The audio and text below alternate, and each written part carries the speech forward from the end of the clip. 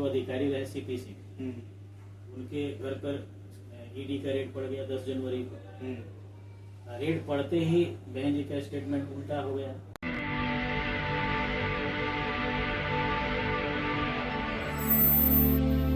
जय भीम, मैं मेवालाल और आप देख रहे हैं बहुजन समय। साथियों, आज मैं जो देश में राजनीति पर बवाल चल रहा है, पूरे देश में किस तरह से माहौल जो है, सरकारें अपने पक्ष में विपक्ष को कमजोर करने के लिए तरह तरह से षड्यंत्र रचे जा रहे हैं। तो क्या सच्चाई है? जैसे अभी हाल में दिल्ली के चीफ मिनिस्टर अरविंद केजरीवाल को जेल में डाला गया है।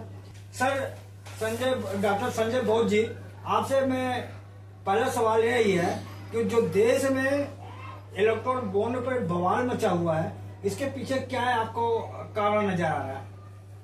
सबसे पहले आपके चैनल के माध्यम से आपको और आपके तमाम जितने देश विदेश में जो दर्शक हैं, सभी दर्शकों का सबसे पहले मेरा क्रांतिकारी जय भीम जय भारत।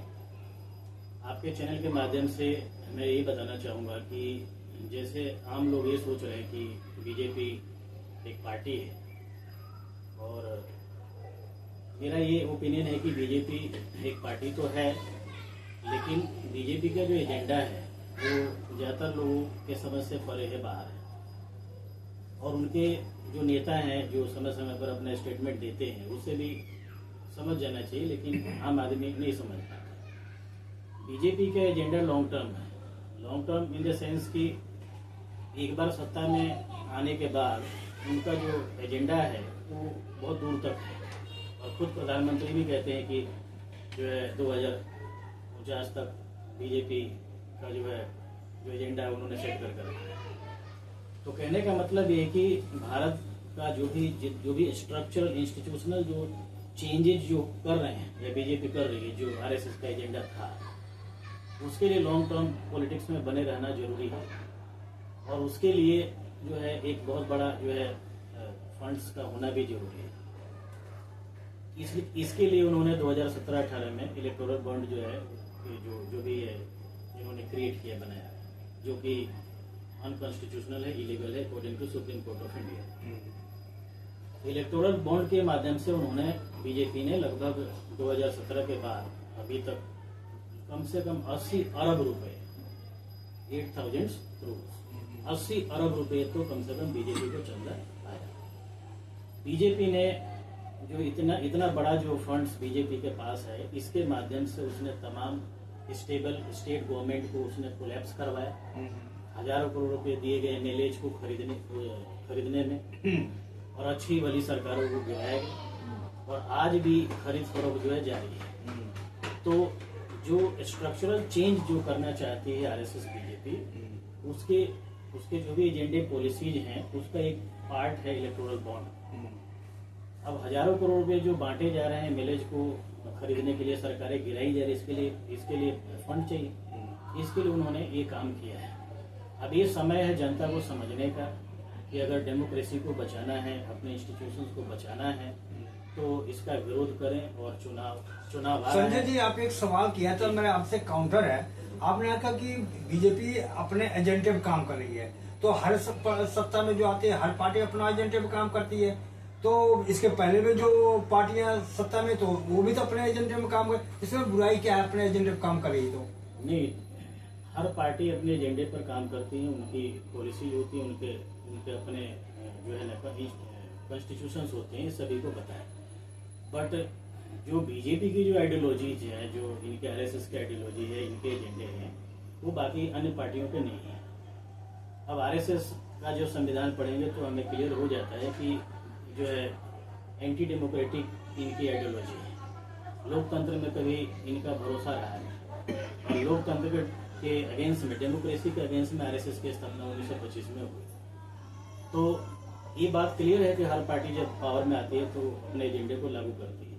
बट बीजेपी का एजेंडा जो है एंटी डेमोक्रेटिक है, और इस पॉइंट ऑफ व्यू से ये प्रत्येक व्यक्ति को, सिटीजन को ये समझना चाहिए कि जो डेमोक्रेसी है ये हमारे लिए एक जर्नी है और डेमोक्रेटिक जो जर्नी है वो काफ़ी लंबे समय के बाद हम यहाँ तक पहुँचे हैं। तो अगर इसको कंटिन्यू बचाना है तो बीजेपी का सफाया देश में जरूरी है। बीजेपी की आइडियोलॉजी अगर डेमोक्रेसी के फेवर में होती, इक्वलिटी के फेवर में होती, जस्टिस के फेवर में होती, जो हमारे प्रेम्बल में है, फ्रेटर्निटी के फेवर में होती, तो शायद हम इसका विरोध नहीं करते जी। लेकिन जब कॉन्स्टिट्यूशन के अगेंस्ट में जो आइडियोलॉजी है, जो विचारधारा है, वो कभी भी देश के फेवर में विचारधारा नहीं हो सकती। सर आपका कहने का मतलब है कि बाकी पार्टियां जो अपने एजेंडे पे काम करती थी तो संविधान के तहत करती थी, अब बीजेपी संविधान के तहत नहीं काम कर रही है, ऐसा कह रहे हैं? हाँ बिल्कुल बिल्कुल, ये मैं नहीं कह रहा हूँ, पूरा देश कह रहा है, पूरी दुनिया कह रही है कि संविधान के एक एक जो है आर्टिकल्स को जो सुनियोजित तरीके से उसको जो है खत्म किया जा रहा है। और आरएसएस के एजेंडे में ही है कि संविधान को नहीं मानते। जब संविधान को मानेंगे नहीं, उसमें कोई उनकी आस्था नहीं, विश्वास नहीं, तो निश्चित रूप से संविधान को खत्म करेंगे।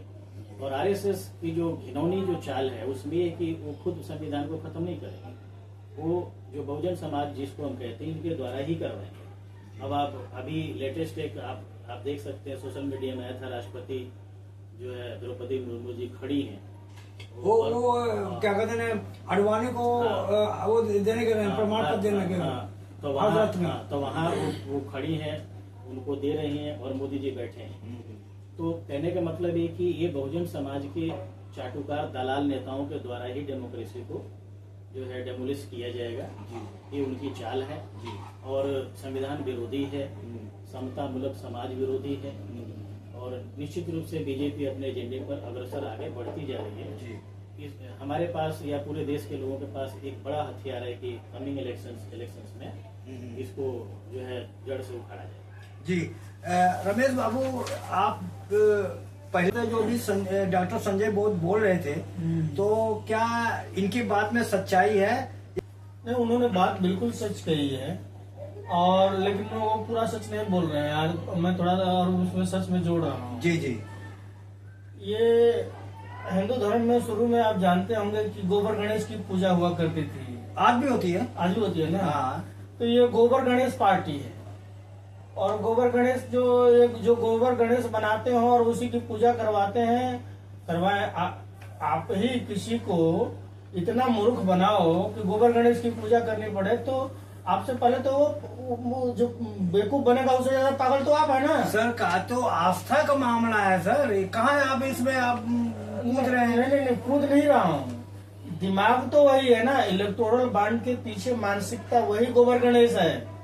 नहीं तो ये तो कहते हैं आस्था का है मामला। तो आस्था का मामला है तो आप विदेशियों की गुलामी तो कर रहे थे, दलाली कर रहे थे।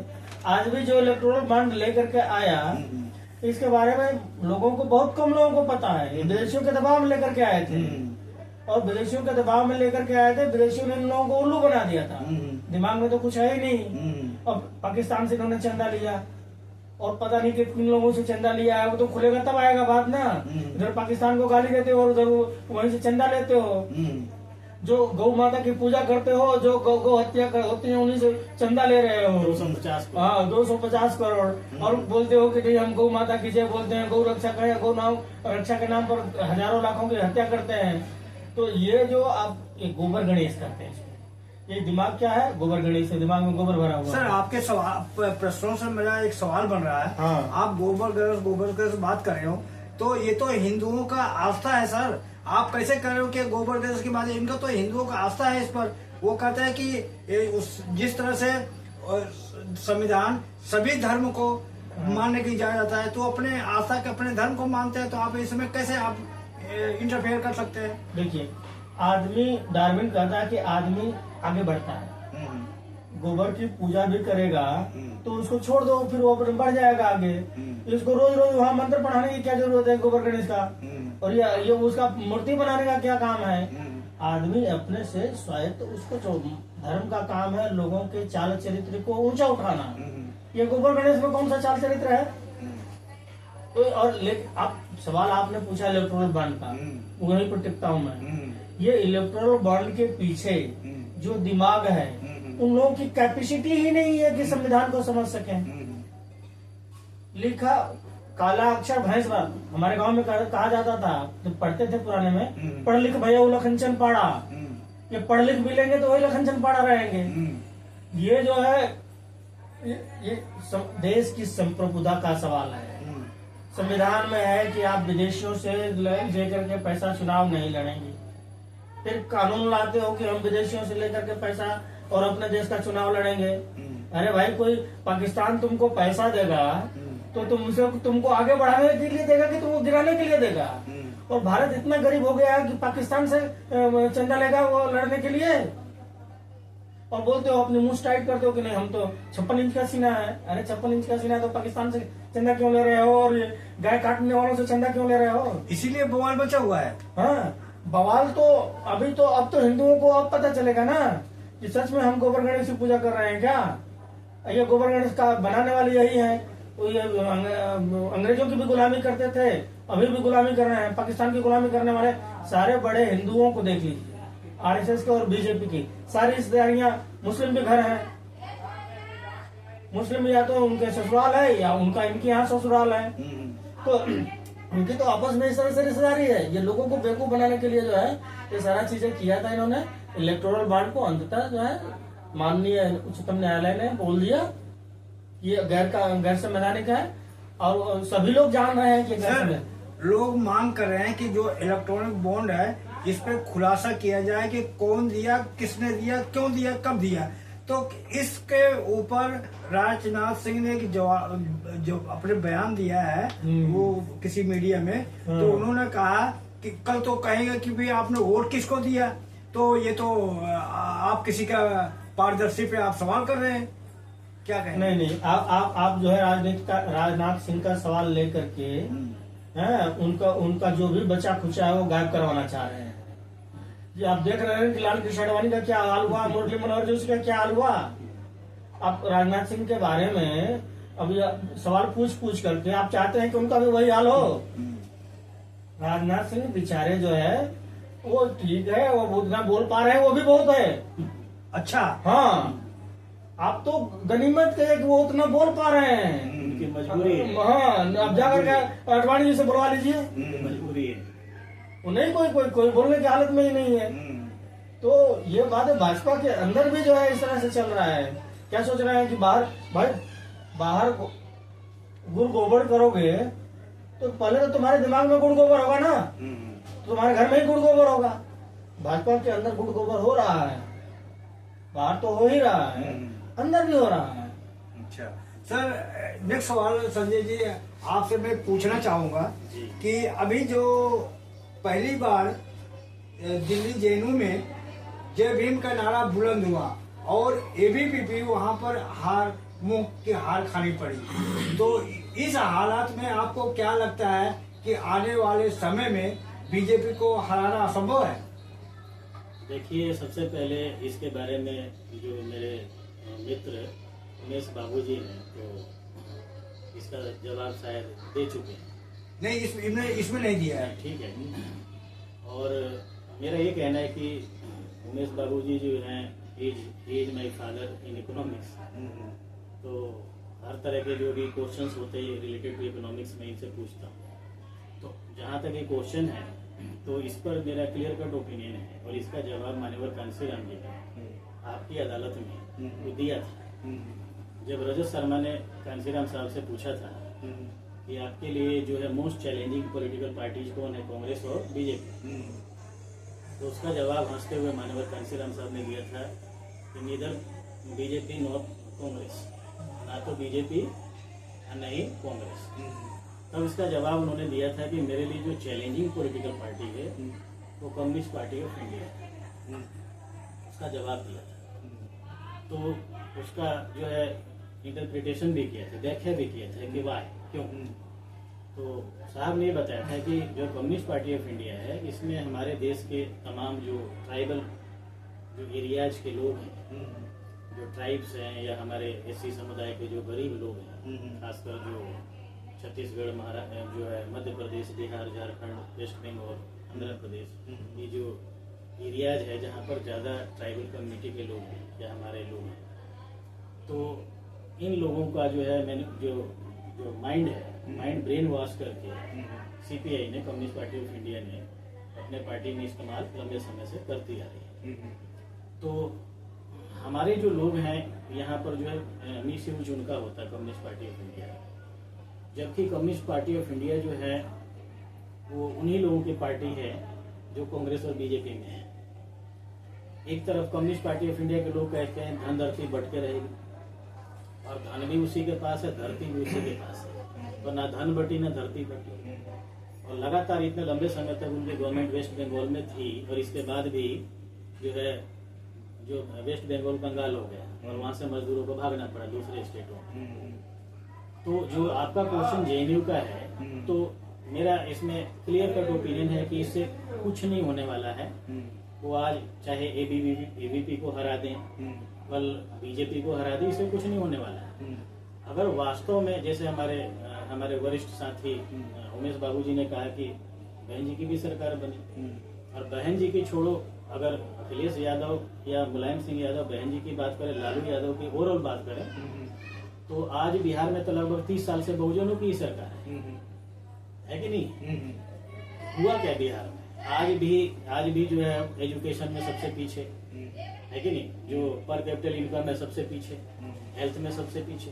तो बहुजनों का राज 30 साल से ज्यादा होने के बाद भी कोई भी स्ट्रक्चरल चेंज आपको वहां दिखाई दे रहा है? कुछ नहीं दिखाई दे रहा।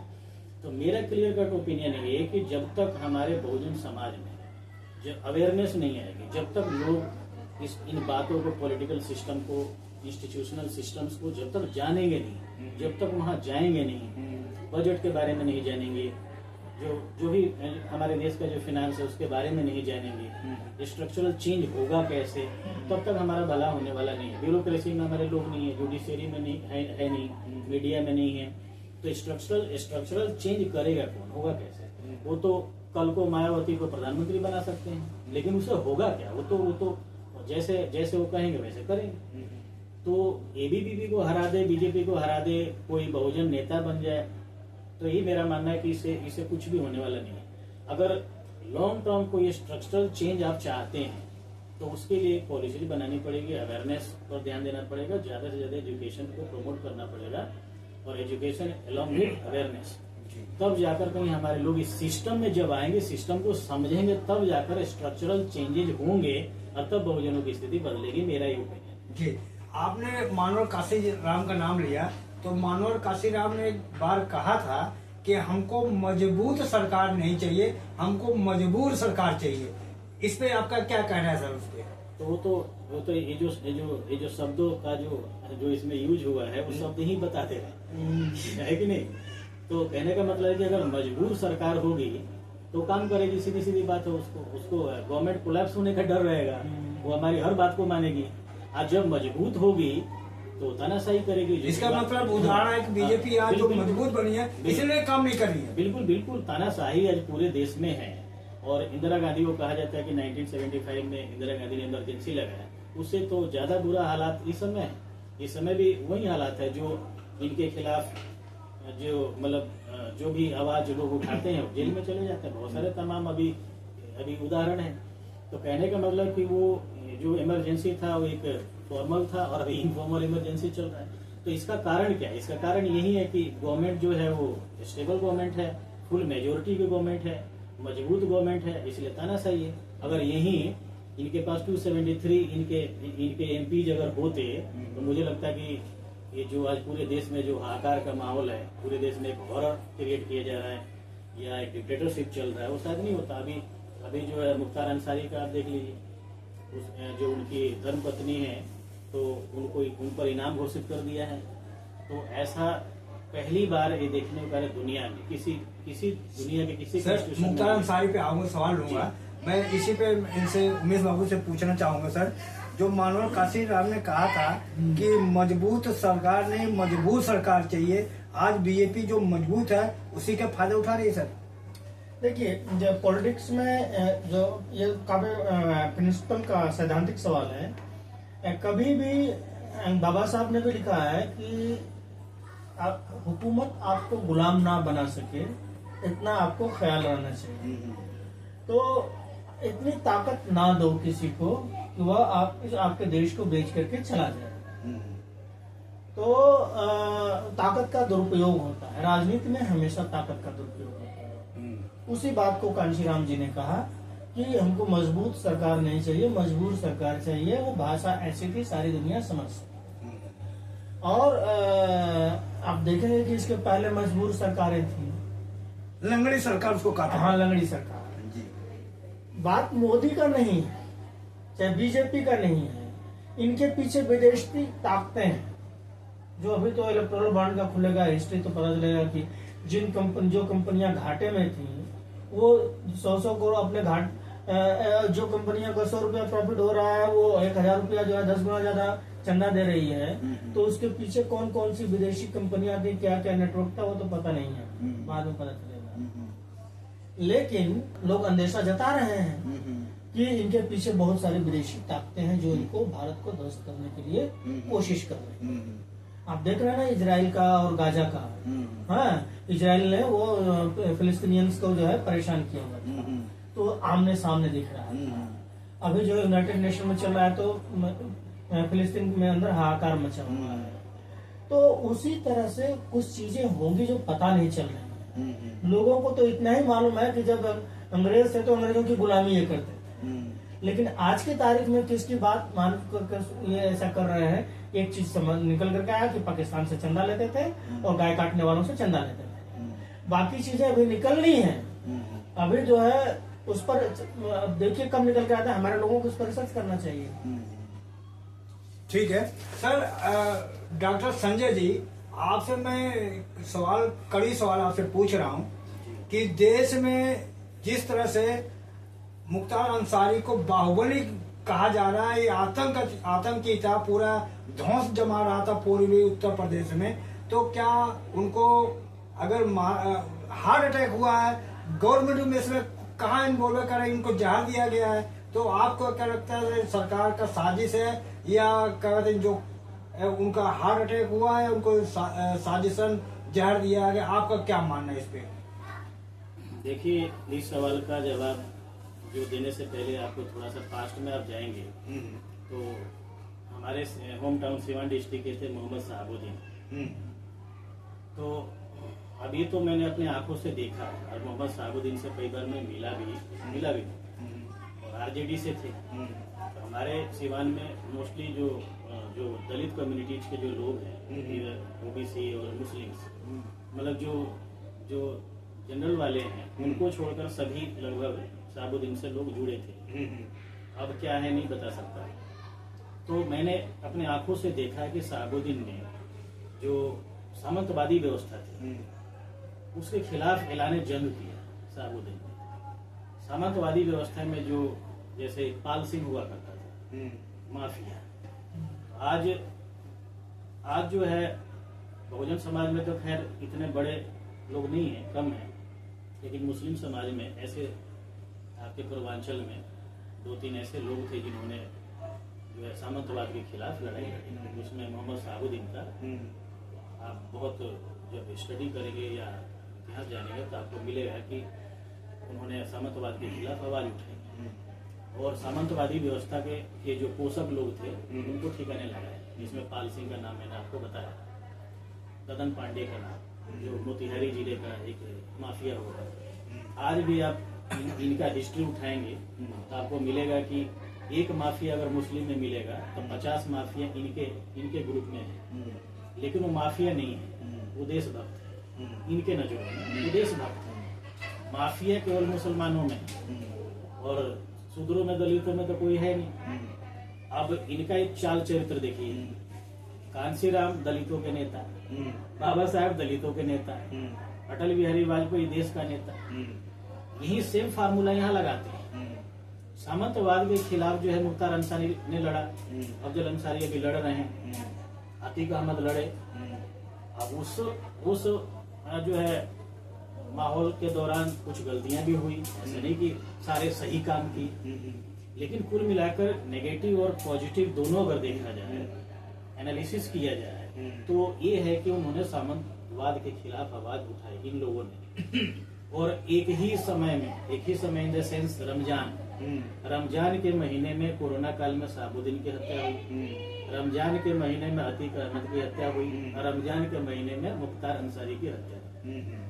ये टोटली जो है ये जो है कॉन्स्पिरेसी के तहत संस्थानिक हत्या है। ये इसलिए है कि ये लोग जो हट जाएंगे तो बीजेपी तमाम जो है एरियाज क्षेत्रों में काम कर रहे हैं। तो उसमें एक ये भी है कि जो इस तरह के लोग रहेंगे तो इनके लिए जो है बैरियर का काम करेंगे, इसलिए रिमूव आउट, इनको हटाओ। तो दलितों से तो उनकी चुनौती है नहीं, दलितों में नेता वैसे ही सरेंडर कर चुके हैं, जनता में कोई इस तरह का दबंग टाइप का कोई है नहीं। मुसलमानों में एक दो थे, उनको माफिया घोषित करके एक एक करके उनको खत्म कर दिया। तो ये साजिश उनकी है, बाकी संस्थानिक हत्या है कुल मिलाकर। जी, अभी सुपुर्दे खाक जब मुख्तार अंसारी का किया जा रहा था, वहाँ मीडिया ने वहाँ लोगों से पूछ रहे थे, तो वहाँ लोगों का कहना था कि हमारे मसीहा थे, हमारे दुख दर्द में शादी ब्याह में हमें बच्चों को गिफ्ट देते थे। वहाँ के लोगों ने किया, तो मीडिया के लोग करे दूसरा पक्ष भी तो है, दूसरा पक्ष करे नहीं, वो माफिया था, गुंडा था, बदमाश था। तो दो तरह के लोग कह रहे हैं, इस पर क्या कहेंगे आप? नहीं, मैंने आपको बताया कि जो उनका सिस्टम है, जो उनका तंत्र है, उनकी मीडिया है, उनके जो लोग हैं, वो तो माफिया कहेंगे क्योंकि ये उनके एजेंडे में है, वो तो माफिया कहेंगे। अब देखिए, बलात्कारी उनके बलात्कार करता है दलित लड़की महिला का, तो क्या न्यूज में हॉरर न्यूज क्या बनता है, दबंगों ने बलात्कार किया। तो दबंग किस बात का भाई, बलात्कारी दबंग कैसे बन गया? उसको ये आना चाहिए कि कायरों ने बलात्कार किया या बलात्कारियों ने बलात्कार किया, दुराचारियों ने पाप किया, ये नहीं आता, वो तो दबंगों ने बलात्कार किया। तो इनकी जो है डिक्शनरी है कि उनका जो है बलात्कारी भी गुरु है और हमारा मसीहा भी माफिया है। तो इस बात को समझना चाहिए हमें, और हमारे तमाम लोग हैं समाज, उनको समझना चाहिए।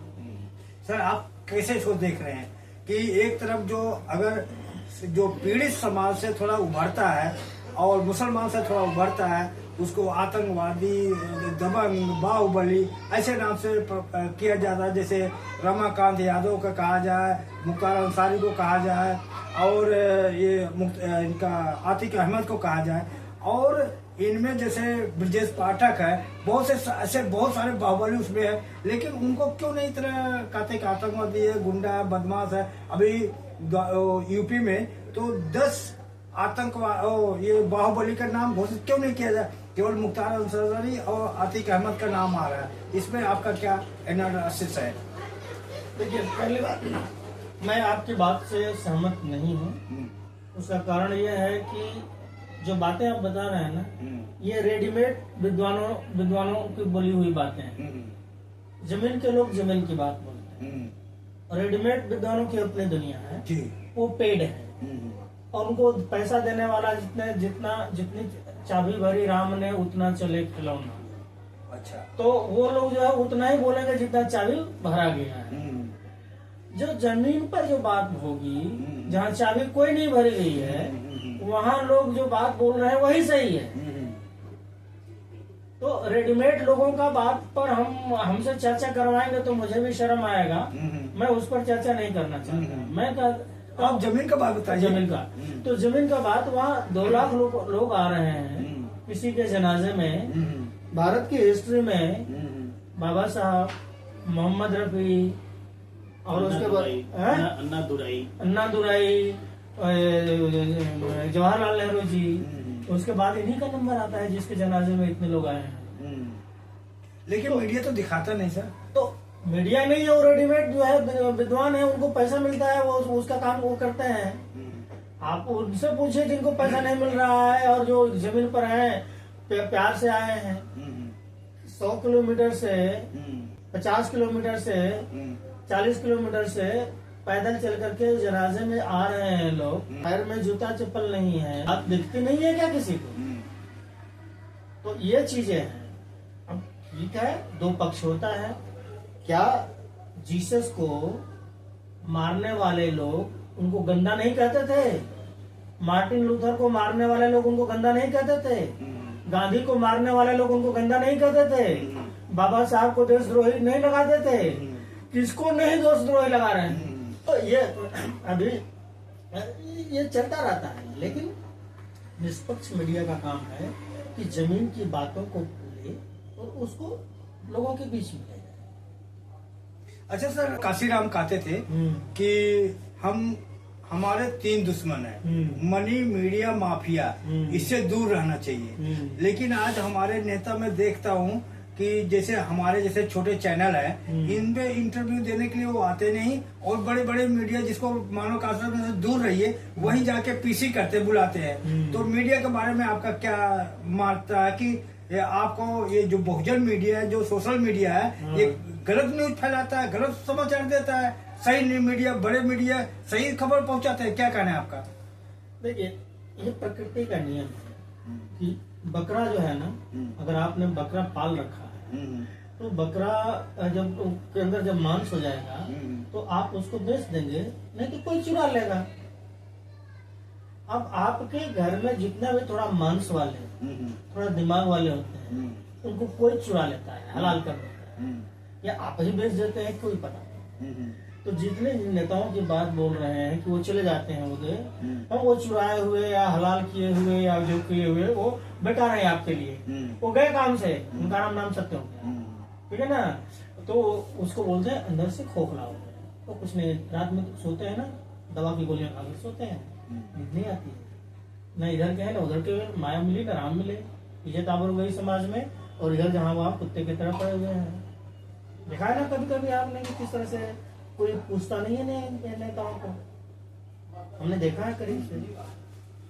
तो ये चीज है, तो वो चीज पर जो है मैं ये जो आपका जो सवाल था कि इस पर क्या राय कि चले जाते हैं, और उस मीडिया में जाते हैं, उस मीडिया में जाते हैं, चकाचौंध होना चाहते हैं, ऐसा चला जाते हैं, तो उनको जाने दीजिए। नहीं, मेरा सवाल है था, क्या वो सच्ची न्यूज देते हैं, ये बहुजन मीडिया गलत न्यूज फैलाता है? ना, बहुजन मीडिया ही सही न्यूज बनाता है, बहुजन मीडिया ही सही बनाता है, और यही बनाएगा भी आगे। आप लोगों को शायद नहीं पता कि जो छोटे छोटे मीडिया वाले हैं, इन्होंने ही देश में माहौल बनाया है। हाँ, मलाई खाने के लिए कुछ और लोग खा लेंगे, अलग बात है, तो ये चलता रहता है। जी जी सर, हाँ क्या पूरा करिए। लेकिन ये जो आगे बढ़ जा रहे हैं, उनकी जिम्मेदारी है पे बैक जी। फसल रहेगी तो अगले साल काटोगे ना जी। जब ये खत्म हो जाएगा तो तुम कहाँ से, इसको पॉलिटिकल इकोनॉमी हो। तो जहाँ जिन लोगों ने आपको अगली पायदान पर भेजा है, अपना मेहनत करके ईमानदारी से, उनको आप पे बैक कीजिए, उनका रिगार्ड कीजिए, उनका सम्मान कीजिए जब आगे बढ़ते हैं। तो ये नहीं करते हैं क्योंकि अब बिक जाते हैं, हलाल हो जाते हैं। सर, मीडिया के बारे में तो एक सवाल मेरा आपसे रहेगा कि जैसे कहते हैं कि गोदी मीडिया, एक मनुवादी मीडिया, और मोदी मीडिया, बहुजन मीडिया, और एक है चमचा मीडिया। तो ये थोड़ा इसके बारे में क्या जानते हैं कि जैसे बहुत से लोग कहते हैं कि हमारे लोगों को कहते हैं चमचा मीडिया है, तो आप हम जैसे लोग किस मीडिया में आते हैं? देखिए, ये उनके शब्दों पर आप मत जाइए, जाएंगे तो गड़बड़ हो जाएगी। मैं इसको ऐसे समझता हूँ, जब कुत्ते से लड़ेंगे, जापानी कहावत है, बुद्धिज्म की कहावत है, कहानी है कि कुत्तों से लड़ोगे, ख्याल नहीं रहेगा कि मैं आदमी हूँ, तो लड़ते लड़ते कुत्ता हो जाओगे। कुत्ते से लड़ेंगे तो कुत्ते के चरित्र को कॉपी करना पड़ेगा, उस तरह से उछाल मारना पड़ेगा, वैसे बोलना पड़ेगा। तो आप देखें लेफ्ट एंड राइट, राइट से लड़ते लड़ते लेफ्ट वाले भी वैसे ही हो गए। अब वो कहते हैं मैं राइट हूँ, लेकिन वो नहीं है। अब वो, अब देखिए, जब चाइना में लेफ्ट है, इंडिया के राइट को बुलाता है और वो जाते हैं और मीटिंग करते हैं। अब उधर का राइट, इधर का लेफ्ट, इधर का लेफ्ट, उधर का राइट, ये कुछ समझ में नहीं आता, समझ रहे? तो ये सारा लोगों को बेवकूफ बनाने का एक तरीका है। इसलिए जेएनयू में जो कुछ हुआ, लेफ्ट राइट वो मीडिया में चल रहा है, ये कंफ्यूजन है। अंधेरा कायम रहे, किसी को पता न चले कि क्या हो रहा है। तो ये वो वाली मीडिया है कि अंधेरा कायम रखे। असली काम तो करते हैं कि नीचे अंधेरा कायम रखे। अब उनका अंधेरा जो टार्च से जला करके खत्म कर देगा, हाँ। उसको तो ये चमचा बोले, क्या बोलेंगे, कुछ भी बोलेंगे, जी। आप उसकी परवाह न करें। जी सर, आपको मीडिया का क्या रोल देख रहे हैं? जो समाज में आज बात नहीं पहुंच पा रहे हैं, लोग कहते हैं कि ये मीडिया हमको नहीं दिखाता, तो हम जो हमारे नेता हैं अपनी मीडिया क्यों नहीं बना पाए यहाँ तक? देखिए, सबसे पहली बात तो ये है कि हमारे देश में मीडिया है ही नहीं। पहली बात तो ये, अगर मीडिया होती तो नोटबंदी इस तरीके से हुई, उसके बाद सरकार को कोलैप्स हो जानी चाहिए अगर मीडिया होती तो। एक ही इशू, हाँ, हमारे गुरु बैठे हैं, अगर मैं गलत कहूँ तो बताएं। नहीं, बिल्कुल सही कह रहे हैं। लेकिन ये साबित करता है कि हमारे देश में मीडिया नहीं। उसके बाद लगातार जितने तरह के कानून बने संसद में, मोस्ट ऑफ देम देश विरोधी, फालतू। अब 370 हटा दिया, तो 370 में तो 34 प्रोविजंस पहले ही कांग्रेस ने हटा दिया था, कुछ लैंड। अब 370 हटाया तो अभी कितने अंधभक्त जाकर जमीन लिए कश्मीर में। तो मेरे कहने का मतलब ये है कि अब CA, NRC, क्या जितने तमाम जो है लफड़ेबाजी वाला फालतू, जिसे आपस में जो है कोलिजन हो, टकराव हो, लोग मरे, गृह युद्ध की तरफ देश जाए, ये काम भाजपा का है।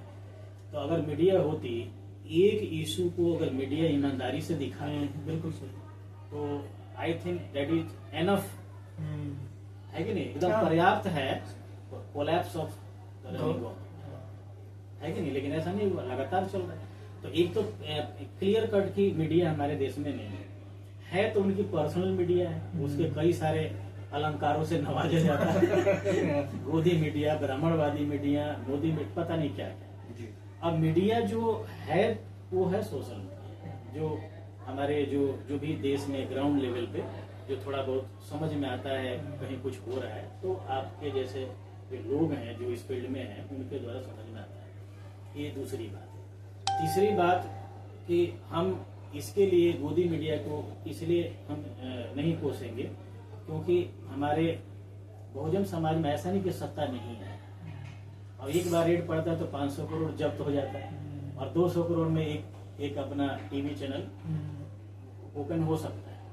तो हमारे बहुजनों में जो CM लेवल तक जो लोग पहुंचे, जो संगठन चला रहे हैं, पार्टी चला रहे हैं, ये अगर चाहें तो एक अपना बहुजन मीडिया, इलेक्ट्रॉनिक मीडिया खड़ा कर सकते हैं 200 करोड़, लेकिन नहीं हुआ।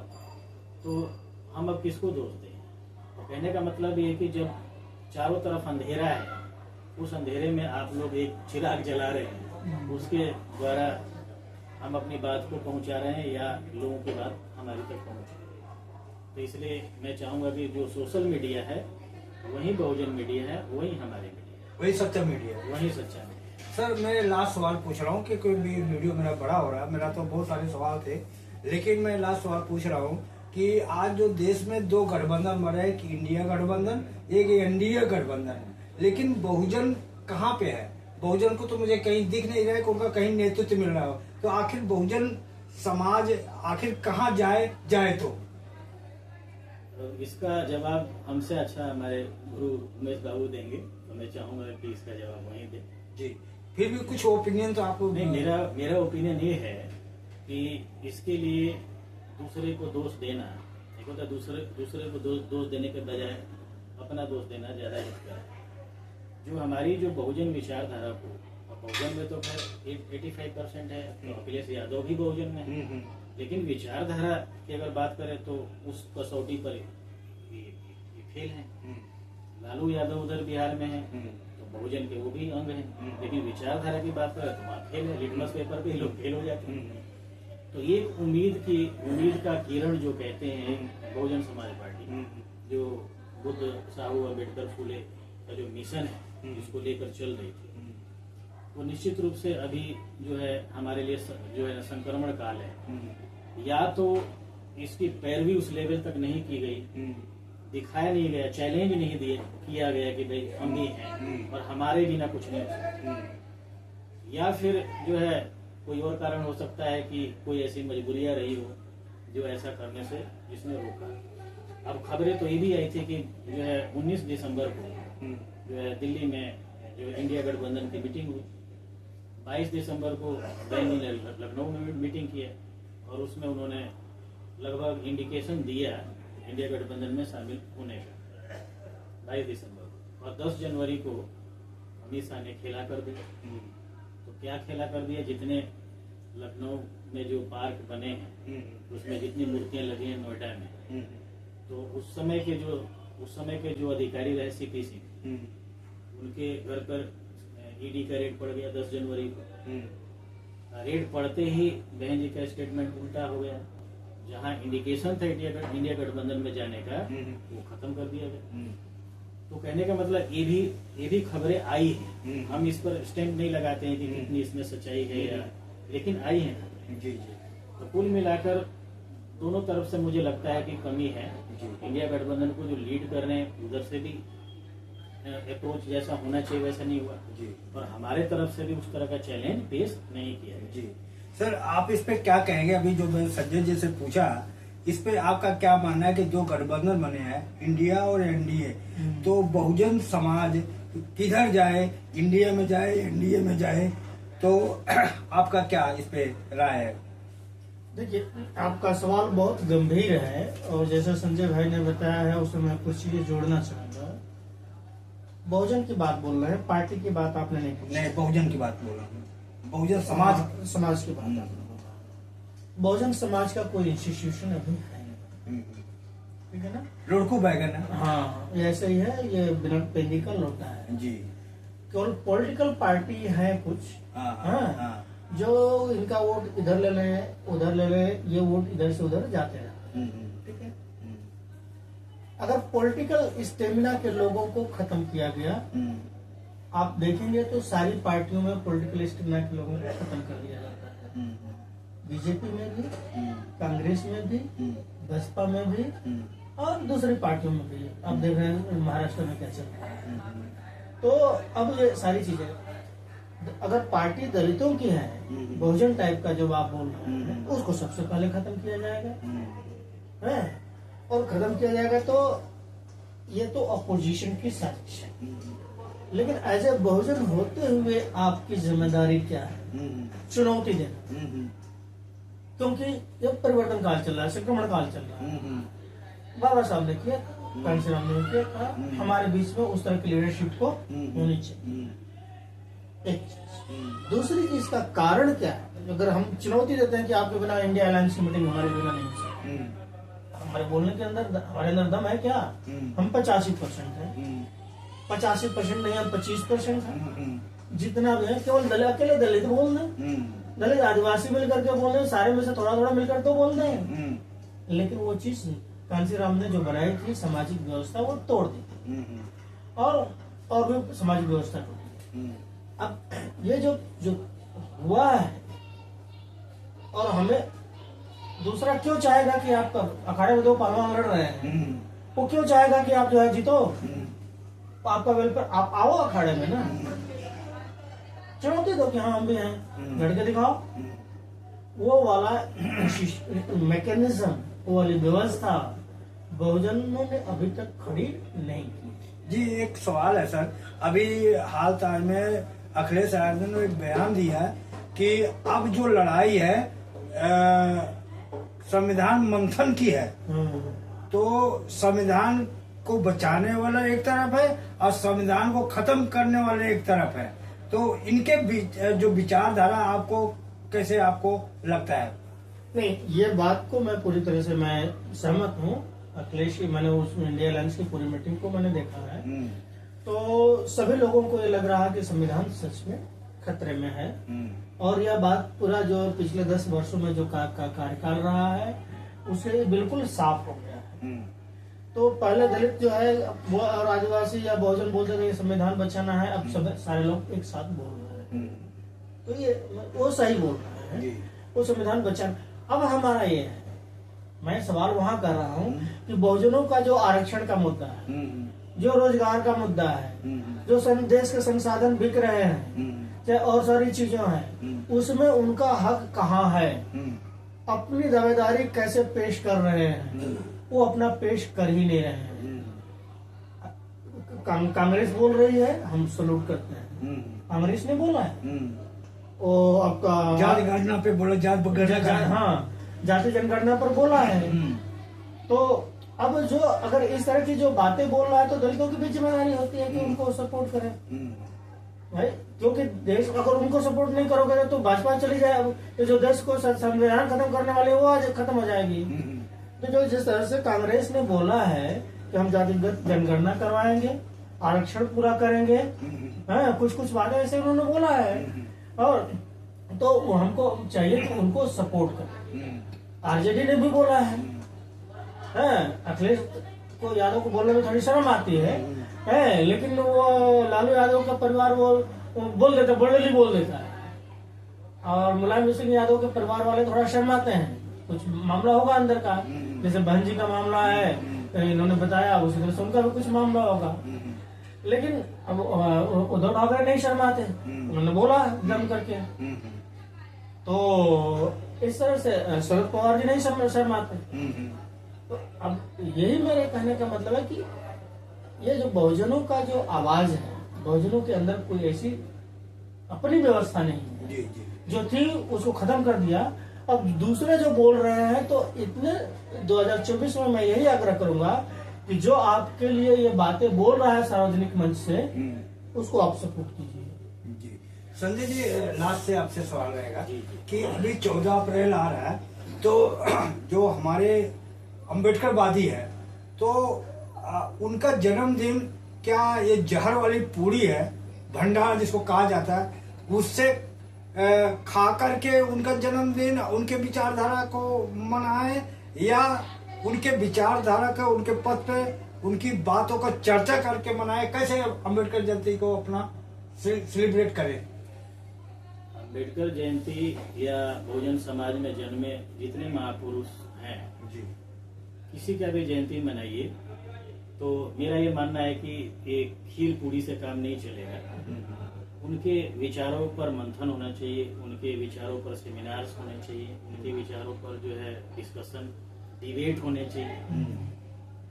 और खाना पीना तो ये सेकेंडरी चीज, इसको रखना चाहिए। बाबा साहेब का जयंती है तो हम ये नहीं कहेंगे कि लड्डू मत बांटो, पूरी मत बांटो, वो बांटो, लेकिन वो सेकेंडरी चीज होनी चाहिए। प्राइमरी हमारी चीज ये होनी चाहिए कि उनकी विचारधारा, उनके विचारों को ज्यादा से ज्यादा फैलाया जाए। अगर उससे भी ज्यादा कुछ बजट है, कुछ करना है, तो खिलाने पिलाने का करें, लेकिन वो सेकेंडरी चीज होनी चाहिए मेरे अनुसार। धन्यवाद।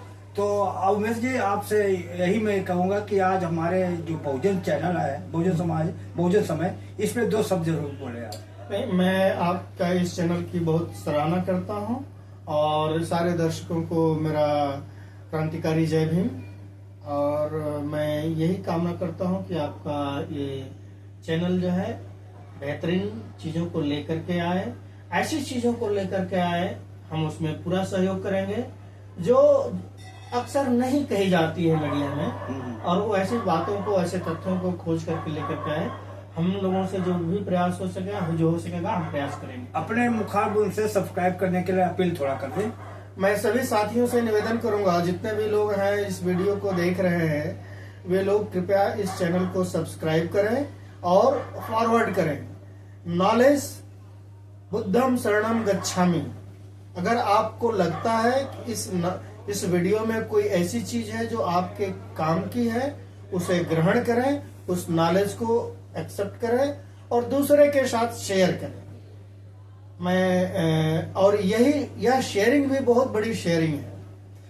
कोई बात अगर एक भी चीज आपको इम्पोर्टेंट लग रही है तो कृपया इसे शेयर करें। सर संजय जी, आप भी अपील करें कि अगर जो हमारे ये प्रोग्राम देख रहे हैं, अगर उनको अच्छा लगे तो हमारे चैनल को सब्सक्राइब करें। मैं आपके तमाम दर्शकों को जो है तहे दिल से जो है शुक्रिया अदा करता हूं जो देखते हैं जी, और उनसे मेरा अपील भी है कि जो है वो ज्यादा से ज्यादा इसको लाइक करें, सब्सक्राइब करें और उसको शेयर करें। इसलिए करना जरूरी है कि ताकि हमारे पास इलेक्ट्रॉनिक मीडिया तो है नहीं, सोशल मीडिया है, तो इसलिए इसके माध्यम से जो आवाज है वो जन जन तक जाए। इसलिए सभी दर्शकों से मेरा जो है प्रार्थना है, अपील है कि वो इसको ज्यादा से ज्यादा शेयर। धन्यवाद। तो साथियों, आप देख रहे हैं तो हमारे दोनों महापुरुष बड़े मुश्किल से समय निकाल के आए हैं, तो इनका विचार कैसा लगा, अपनी प्रतिक्रिया हमें कमेंट बॉक्स में जरूर लिखें। और मैं मेवालाल बहुजन समाज दिल्ली। और जय भीम जय भारत। अगर आपको लगता है कि हमारा काम बहुजन समाज के लिए महत्वपूर्ण है तो आप हमें आर्थिक सहयोग के लिए सीन दिखाए गए QR कोड स्कैन और फोन पे और गूगल पे और UPI और बैंक अकाउंट में कर सकते हैं। फोन पे, गूगल पे 9250529129, UPI 9250529129@YBL। Bank account state bank of India AC 104299462008, IFSC code SBIN 00066563। आपका छोटा से छोटा सहयोग समाज और हमें और मजबूत करेगा, जिससे हमें बहुजन पत्रकारिता में और निष्पक्ष बनाने में मजबूत करेगा। जय भीम जय भारत।